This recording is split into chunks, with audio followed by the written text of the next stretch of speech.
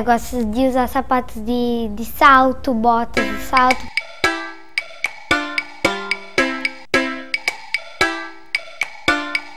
Eu tenho uns 5 e são mais ou menos desse tamanho, maior não são. Eu também tenho uns 5, mas só que é igual o da Nájila. Eu gosto de usar bota, porque daí não molha os pés.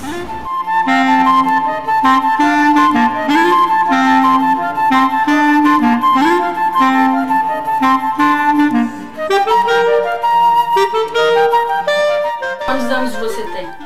5, daí o menor é a Cecília.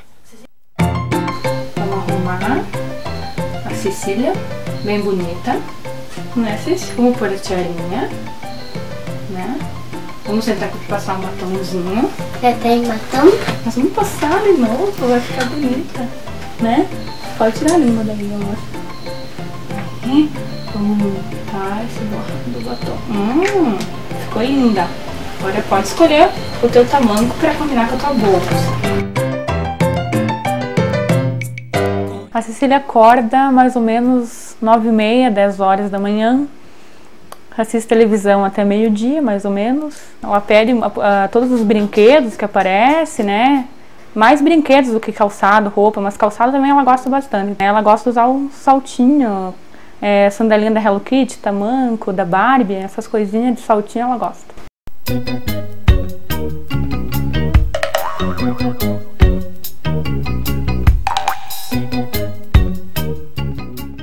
Ela vê, tá pedindo. Então tudo que aparece na mídia, procura, né? O que tá na mídia, tá na cabeça.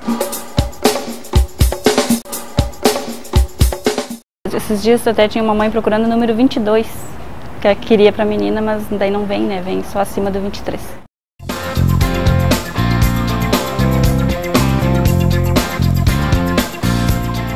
Hoje já é comprovado que a mídia tem um papel importantíssimo na produção da subjetividade, quer dizer, nos modos de ser da criança, nos modos de ela perceber o mundo, de ela sentir, de ela se expressar. Eu acho que a propaganda ela influencia sim, com certeza, mas ela não é a única. Eu acredito que seja muito positiva, desde que o produto que você está oferecendo não venha, claro, a prejudicar.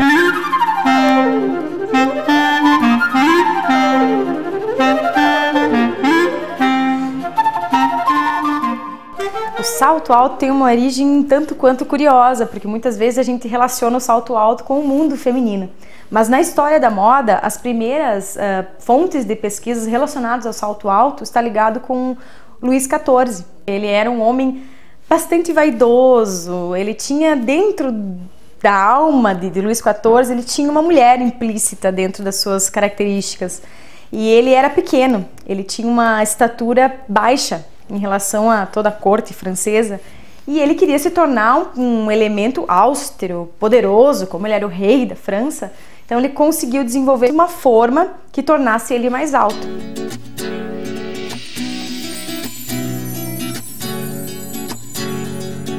Eu gosto de usar. Me acho mais poderosa, mais alta, mais bonita.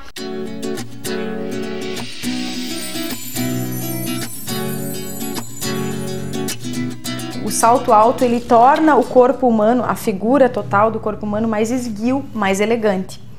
Isso está relacionado ao público infantil. As meninas hoje observam essas mulheres, essas supermodelos, com esse corpo mais esguio e buscam essa referência. Hoje está bastante frequente o aparecimento dessas crianças e adolescentes com uso de salto alto no consultório.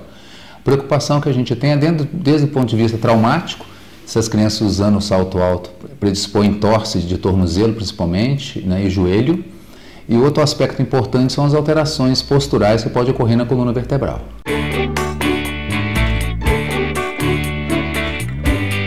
Eu tava brincando com a minha colega e a minha mãe tem um sapato rosa de salto que ela ganhou. E daí o salto é desse tamanho e eu, meio desequilibrada, virei o pé e caí.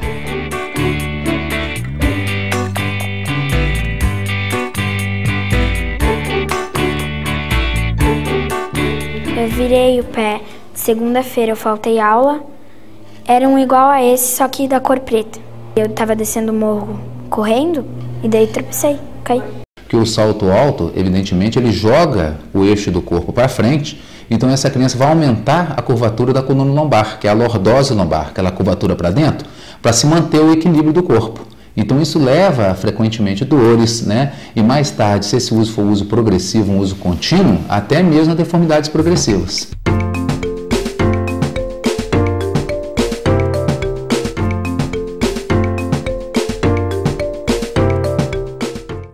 A pergunta que daria para a gente se fazer é como que nós, adultos, compramos um produto que põe em risco a seguridade dos nossos filhos, das nossas filhas especialmente. O que nos leva a comprar um produto que põe em risco a seguridade dos filhos, como é o uso do salto alto? O que tem em torno desse desejo e desse ato de comprar e permitir que as nossas meninas, desde muito cedo, usem um salto alto?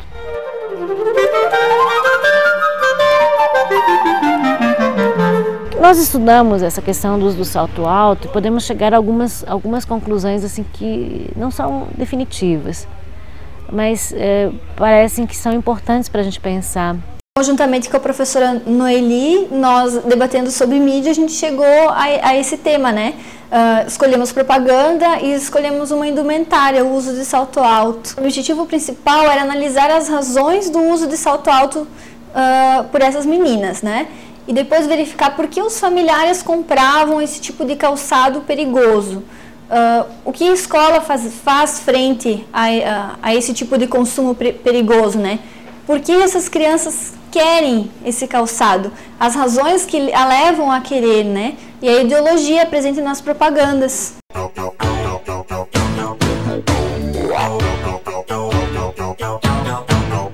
E a menina, desde muito cedo, pela nossa pesquisa mesmo, ela imita a mãe, sobretudo imita a mãe.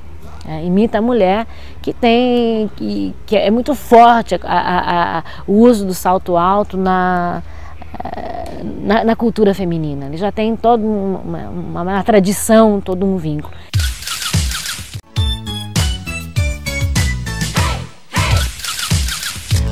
A criança precisa ir se identificando com as figuras adultas para ir se transformando em um adulto. Então vai ter sempre a brincadeira de imitação do pai, da mãe, da professora, do policial, das figuras de referência adulta que ela tem na família e na sociedade. Então uma coisa é você permitir que a criança brinque de gente grande. Outra coisa, que é o segundo aspecto, é permitir que essa criança se transforme em uma adulta. Nas perguntas, por exemplo, por que você gosta de salto alto? Porque a minha mãe usa, porque na novela, porque é da Hello Kitty que eu vi na TV, né? Até porque minha professora usa. Então, é toda uma influência.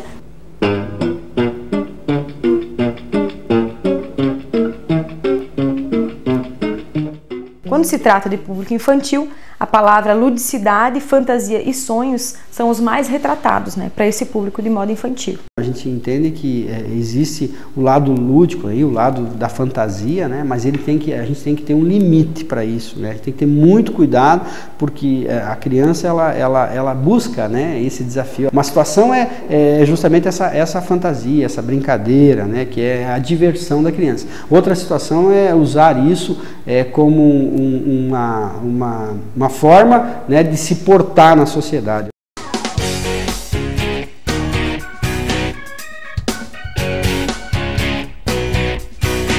Se a gente pensar que a mídia ela é veiculadora dos interesses hegemônicos da sociedade, nós estamos falando de uma sociedade capitalista. Então vão ser os interesses do capital que vão estar sendo transmitidos. Qual é o maior interesse da sociedade capitalista? Produzir consumidores. Então, se a gente pode falar de uma personalidade, a gente pode falar de uma personalidade consumidora e não cidadã, porque o cidadão faz a crítica, reivindica, problematiza, inclusive sobre a sociedade de consumo.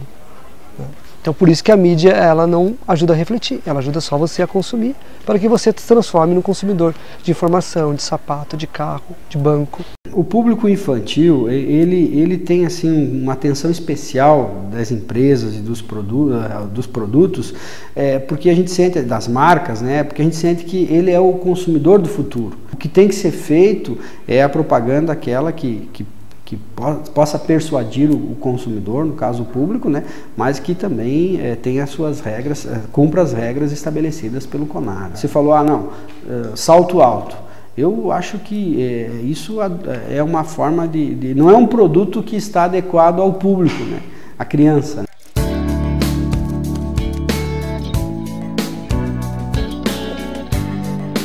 A indústria calçadística se aproveita exageradamente disso.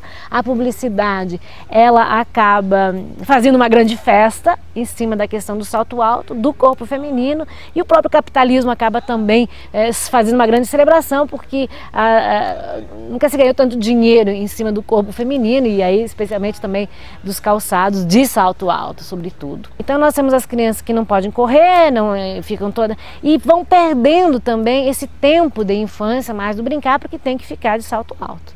Uma parte que ficou bem clara, assim, no final da pesquisa, que a gente chegou a 3 grandes caminhos, que a gente chamou, né? Caminhos que levam o salto alto.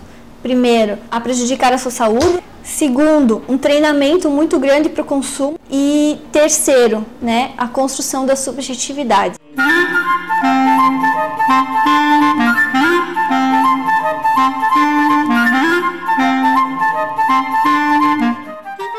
Qual é a tua frequência que tu usa salto alto? Geralmente para ir no colégio e sair.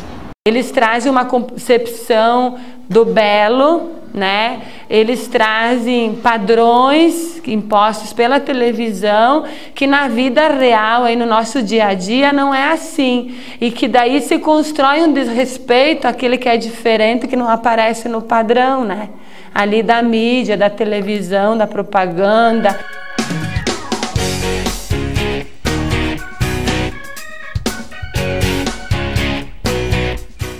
O papel da escola e da família hoje vai ser de problematizar essa informação recebida. Então a gente tem alguns estudos que mostram, por exemplo, que a influência de alguns programas televisivos. Mas por outro lado também, a escola muitas vezes não conversa sobre isso. A família não conversa sobre isso.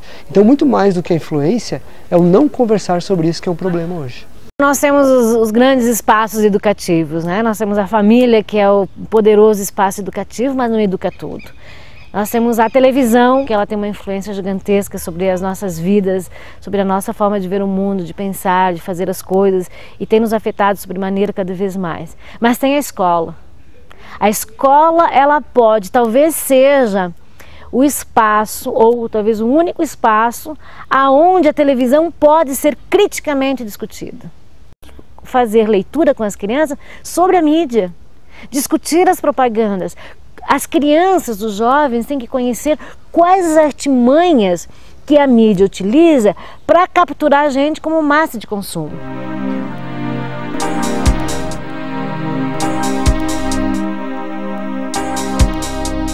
O que mais assim fica presente, a questão da influência na vestimenta é o calçado, onde principalmente as meninas gostam muito de usar salto, gostam também muito de usar a maquiagem. A escola a gente não permite muito isso, a questão da maquiagem, mas o salto, nos dias que não tem educação física, é muito presente.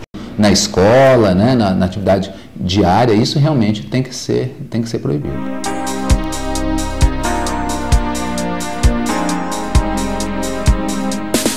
Então essas questões de consumo e consumismo, elas têm que ser discutidas com material de conteúdo curricular. Aquilo que é trabalhado na escola, na infância, tem um alto poder de convencimento das crianças.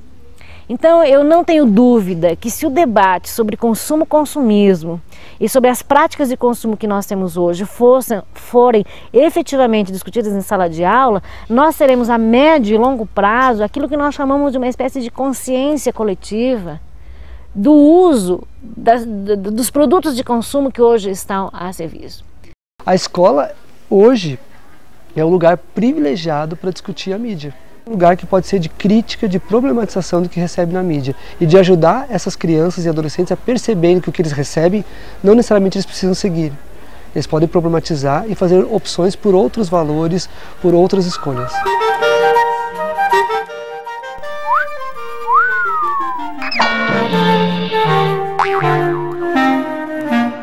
Mais recentemente, nós estamos assistindo um fenômeno cultural que tem se chamado da adultização da infância, sob vários aspectos. Não é? As roupas parece que perderam a fronteira entre adulto e criança. As crianças estão usando cada vez mais as roupas parecidas com as mulheres da televisão.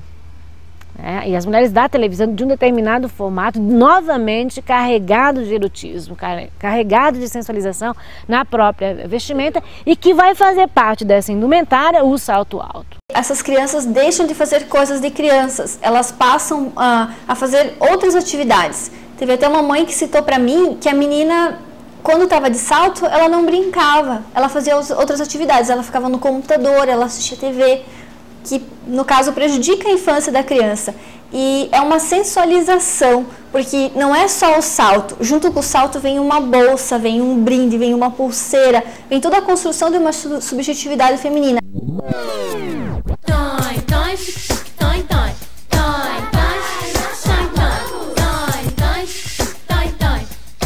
Realmente a gente tem que permitir que a criança seja criança. E hoje muitos adultos estão obrigando a criança a se transformar num adulto em conivência com o que a mídia tem feito. Adultizando e erotizando as crianças.